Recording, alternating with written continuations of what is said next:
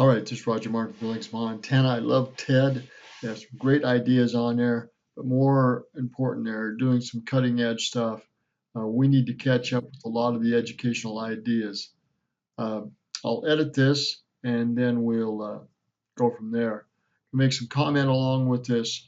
Hopefully, you'll get the gist of this. I'm going to cut it up and shorten it. Moving on here. She talks about grandparents and parents and older schools. She talks about World Book Encyclopedia, getting stuff home.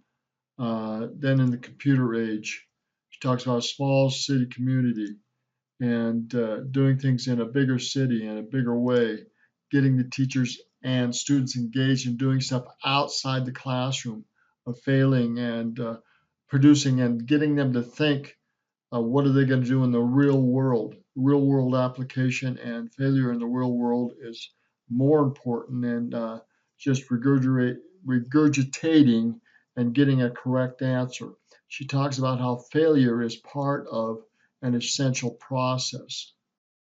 Similar thing. I asked them to produce a little movie about it. It's the first time we'd done this. Nobody really knew how to make these little movies on the computer, but they were into it. And I asked them to put their own voice over it.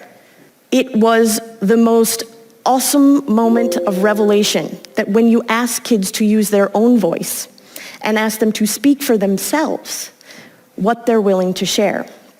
Now, I want to reemphasize this point because it's one of the key fundamental points. Everybody's going to screw up. Everybody's going to have everybody's going to have regrets. But to use your own voice, to use your own life experiences, and to get the most from that experience, you not only have to make mistakes and fail and have regrets, but you have to learn from them, improve on them, and get past them. This is a valuable part of education that has to go outside the classroom into real life situations. Question of the assignment is, how do you plan to use your life to positively impact other people? Okay, that's another key point, using your life. How are you going to positively impact other people? Multiple choice test, and I am here to share with you, it is not learning. That is the absolute wrong thing to ask. To tell kids to never be wrong, to ask them to always have the right answer doesn't allow them to learn. Okay, another key point. She's talking about how there are right and wrong answers, but there are answers beyond the standardized test that are going to have solutions for today's problems that the questions aren't even being asked about. We need to learn at such a speed and such a rate with mentors, with professionals, cutting edge education, cutting edge mentors, that we need to get out of the classrooms into webinars, into real life situations, into mentors, into cutting edge people, cutting edge education. This goes way beyond just the classroom. She talks about this graphics that she had the kids do, and she displays it, and there's a lot of things with that, but we're going to move on. Learn from, and when we do another round of this in my class this year, they will do better this time. Because learning has to include an amount of failure, because failure is instructional in the process.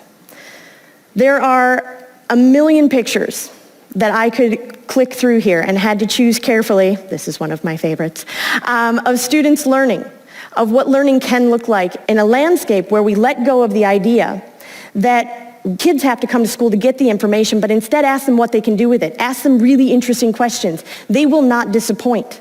That is the key. In real world, real life situations, the CEOs, your manager, your other people, they want results. They want bottom line. They want to go past and through and over and around and with current problems and situations. It's not that there aren't solutions out there. It's that we are, as corporations, as people, as families, as educational systems, as government, are not using the principles and the solutions to fix the problems we already have. There are solutions. We're just not using them. We're not asking the right questions. We're not demanding the right responses to get past and through the problems we currently have. Ask them to go to places, to see things for themselves, to actually experience the learning, to play. Now, to experience the learning and to play. Now, how can you get a job unless you have experience? And who's going to give you a job if you don't have experience? See, the problem is entry-level jobs need to be low-paying. They need to gain experience, and as their experience and their skills grow, they need to demand higher money and higher income. But entry-level jobs need to be low-paying. We need to get these kids experience, not just after high school. Again, that's thinking in the box. We need to give them experience, real-life experiences in middle school, in elementary, in middle school, and in high school. We need to get education out into experience, real experience, according to their skills and their levels, from elementary school on through high school, let alone college. College is a whole different deal, and we're not even tapping into what needs to be done in college, let alone in elementary school, middle school, and high school. And I'm no expert. I can tell you that a lot of the middle school and high school kids, only substitute taught for about 6 months, are bored out of their minds. They would love to do something exciting, something challenging, something worthwhile, something outside of reading a textbook or seeing a movie or doing something in class and pass an exam. They actually want to do things. They want permission and the freedom and the ability to do things. Experience life to its fullest at younger ages. We need to get there sooner than later.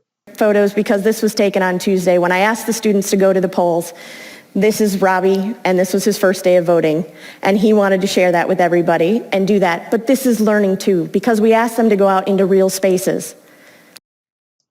Again, going out into the real world. I know we need to spend more money and more time and more support corporation-wise with education. Kids will accelerate beyond tests, beyond exams, beyond grading, if we will let them and mentor them and tutor them at a younger and younger age until they grab the ball and run with the skills and the experiences and the learning they have from real life situations. You look at a toddler, you look at a young child, they love to get into everything. Yes, you have to protect them. Yes, you have to watch what they're doing, but they eat it up. They cannot learn and experience enough. And the repetition is incredible, but they'll do it and do it and do it until they've got it. And they may screw up 100 times and get it once, and they'll still do it 50 more times until that right thing is repeated again and again and hardwired in their bodies and brains. That's the same thing with real life experiences. We need to get the kids, the young adults, and the youth into real life experiences with guidance, not just let them go, but they need to get into real life experiences sooner and sooner until they have enough skills, enough abilities, enough tools, enough experience to make judgment calls on their own and do things. And even young married couples, they need to experience a lot of things before they get married. They need to prepare and do stuff a lot better before they're married. And because while they're married, the challenges are going to be different, the relationship's going to be different, the challenge is going to be, you're always pushing the envelope. You're going where you've never been. I don't care if it's a marriage relationship. I don't care if it's having a child. I don't care if it's paying for the bills. Life is all about going to where you've never been. And it will always be that way. So we need to get out of the boxes and go to where we've never been, raise the bar, have real life experiences earlier and younger and better, so that when kids get out of high school, they are ready to hit the road and they're running even faster and better than adults. Again, I'm going to cut this short and we're going to end it here. The main point is that if we continue to look at education as if it's about coming to school to get the information, and not about experiential learning, empowering student voice, and embracing failure. We're missing the mark. And everything that everybody is talking about today isn't possible if we keep having an educational system that does not value these qualities, because we won't get there with a standardized test, and we won't get there with a culture of one right answer. That's the thing. Did you see that? And I'm going to back up here again, right there. Experiential learning. They got to experience it. They got to, like a young toddler, they've got to embrace it and do it and learn from it and fail from it. They have to experience it. And they have to experience it in a real live situation, not in a protected environment of a school. And that doesn't mean that they don't need guidance at a younger age and help at a younger age. They will. But we need to have more outside the school experiences supported by corporation government so we can experience things faster and better and younger. They need to be challenged to bring out their own gifts and own abilities and their own student voice. And they need to be encouraged and rewarded for doing so, because only by bringing out the best of themselves and their gifts and their talents can they use them with experiences that they're learning and create a new and better world and a new and better life for themselves. Again, they have to embrace not just a one right answer, a one right answer. We have to embrace failure and learning and experiencing that and growing from that, and not bawling about it and not having a breakdown, emotional breakdown. We have to experience failure in a positive and powerful way as one of the most beneficial learning experiences we can embrace. So embracing failure and learning from it and growing from it and getting through it and beyond it and to where we want to go is part of experiencing life and rejoicing in it and being glad for the challenge, for the test, for the failure, because we often learn our greatest lessons from our failures. We have to reevaluate, we look at things, we look at a solution, a possible solution, because of the failure. So it challenges us to go beyond where we currently are with the failure. Again, this is Roger Martin from Billings, Montana. Look at what you're doing with your life. Look at where you want to go with your children, your grandchildren, with yourself, with your relationship, with this world. We need to get these things in the home for sure, if they're not in the educational system and if they're not in the corporations.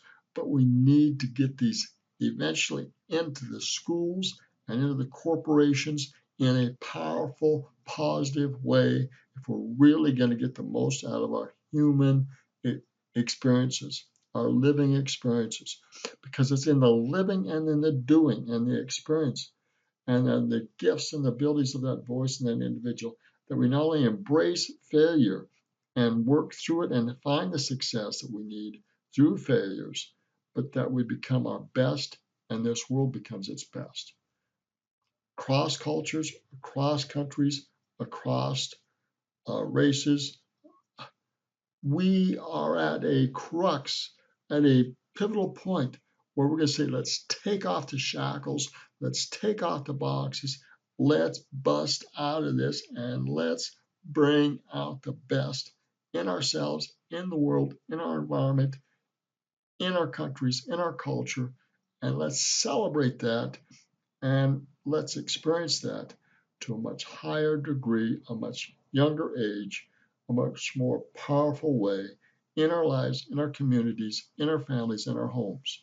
Again, this is Roger Martin from Billings, Montana. Understand what I'm saying here and be committed to living it. In Jesus Christ's name, amen.